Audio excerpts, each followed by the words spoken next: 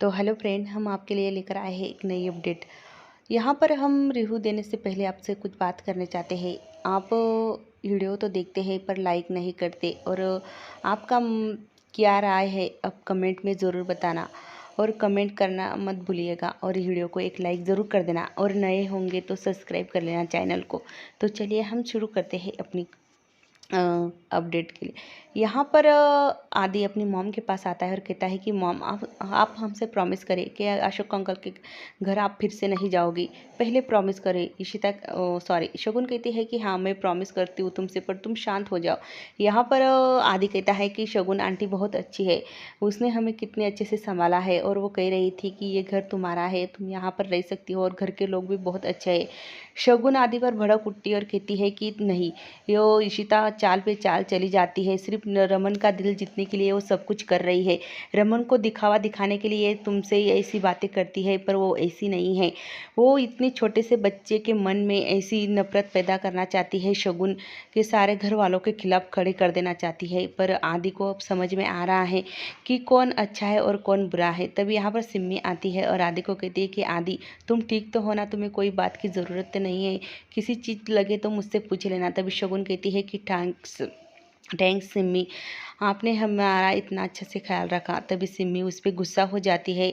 तुम ना ही बोलो तो अच्छा होगा, और मैं तुम्हारे लिए नहीं आई हूँ, मैं आदि से पूछने आई हूँ, मुझे पता है कि तुम कैसी हो।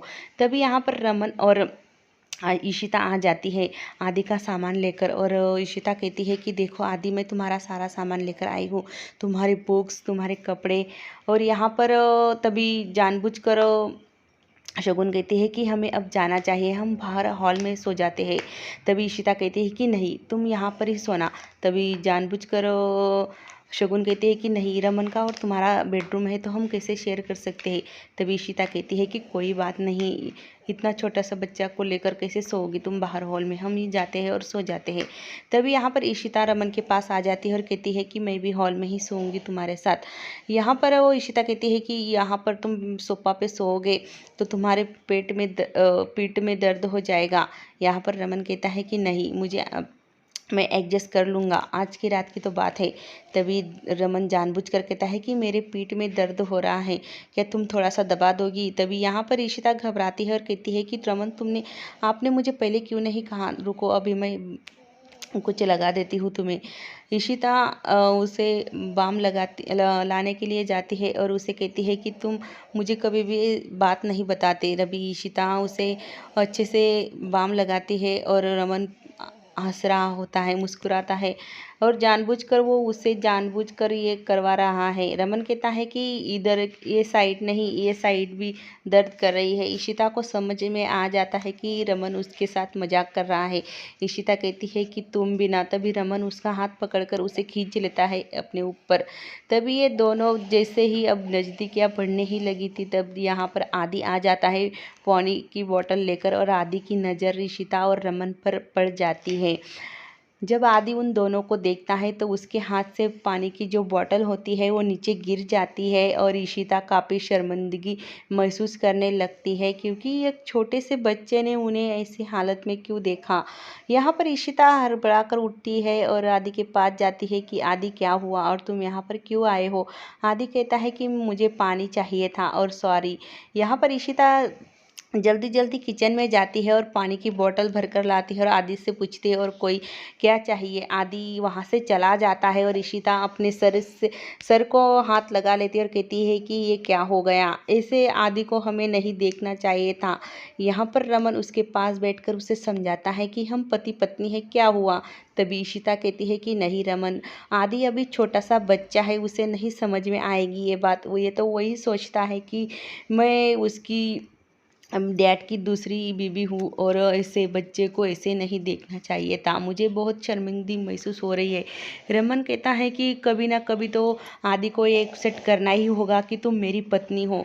और यहाँ पर रमन निशिता को समझाता है। तभी यहाँ पर आदि अपनी मॉम के पास आता है और कहता है कि मॉम, अभी हमें यहाँ से चलना चाहिए। और यहाँ पर शगुन अशोक की तस्वीर देख रही होती है फोटो मोबाइल में। तभी आदि देखता है कि उसकी मॉम अभी भी अशोक अंकल के प्यार में ही डूबी है। तभी यहाँ पर आदि कहता है कि मॉम अब हमें इस घर में नहीं रहना चाहिए। और आदि देखता है कि उसकी ही फ़ोटो देख रही थी मॉम। मैंने प्रॉमिस करने के लिए कहा था मेरी मॉम से, फिर भी मेरी मॉम उसी के प्यार में डूबी है। यहाँ पर आदि को समझ में नहीं आ रहा है कि क्या कौन झूठ बोल रहा है और कौन सही। सुबह होते ही शगुन तैयार होकर आती है और जानबूझकर कहती है कि मैं कुछ किचन में मदद कर दूं। तभी इशिता कहती है कि नहीं, सारे काम हो चुके हैं, तुम बैठो और नाश्ता कर लो। तुम क्या लोगी, चाय या कॉफ़ी? तभी शगुन कहती है कि नहीं, मैं टेबल लगा देती हूँ। तभी यहाँ पर शग सॉरी रमन की माँ कहती है कि कोई ज़रूरत नहीं, मेहमान आई हो तो मेहमान बनकर रहो और कुछ ही दिन रहोगी, आदत क्यों डालोगे। यहाँ पर सिमी भी उसे ताना मारती है। तभी शगुन कहती है कि मुझे बाहर कुछ काम है और मुझे मेरी फ्रेंड का कॉल आया था, वो मेरे लिए एक प्लॉट बुक कर रही है, वही मैं देखने के लिए जा रही हूँ। तभी रमन की माँ कहती है कि अभी मेरे बच्चा कितनी ही एक रात भी नहीं रुका, फिर तुम मेरे बच्चे को मुझसे दूर करना चाहती हो। तभी यहाँ पर शगुन कहती है कि नहीं, मैं मेरे बच्चे को यहाँ से लेकर जाऊंगी। वो जानबूझकर ऐसा कर रही है, उसकी सिर्फ एक चाल ही होती है, कोई ये लड़की है ना नहीं। कितनी इशिता ने उसकी कितनी मदद की, रमन ने कितनी मदद की, फिर भी ये इसी चाल के बाज नहीं आएगी। यहाँ पर वो जानबूझकर एक आदमी से कहती है कि इशिता का नंबर देती है। वो आदमी इशिता को फ़ोन लगाता है और कहता है कि ये शगुन मैडम आपकी जान पहचान की है क्या? इशिता कहती है कि हाँ, क्या हुआ? उसने आपका नंबर दिया था, वो एक घर देखने आई थी। कौन सी चाल थी वो? चाल से इच्छा म्हणजे बहुत चाल में ही वो घर लेना चाहती है। दूसरी तरफ यहाँ पर अब अशोक कहता है कि आज मेरी बीबी की पहली रसोई है। तभी यहाँ पर मिहिका कहती है कि मुझे कोई इंटरेस्ट नहीं है। तभी इशिका कहती है कि इतना सारा खाना क्यों बनाया है? अशोक कहते हैं कि कुछ मेहमान आने वाले हैं, इसीलिए खाना बनाया है।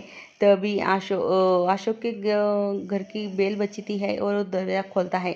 तभी यहाँ पर मिहिका उसे देखती है और कहती है कि हाँ अच्छा, ये तुम दोनों भाई की चाल थी, ये तो बिल्कुल ठीक है, और तुमने मुझसे ब्लैकमेल करके शादी की है। तभी यहाँ पर मिहिर भी आ जाता है और मिहिर कहता है कि बोलो क्या कहना है अशोक तुम्हें? मिहिर को तो अभी तक पता ही नहीं है कि इन दोनों की शादी हो गई है। मिहिर कहता है कि मैं अभी अभी एयरपोर्ट से आया और सीधे तुम्हारे घर मुझे क्यों बुलाया है?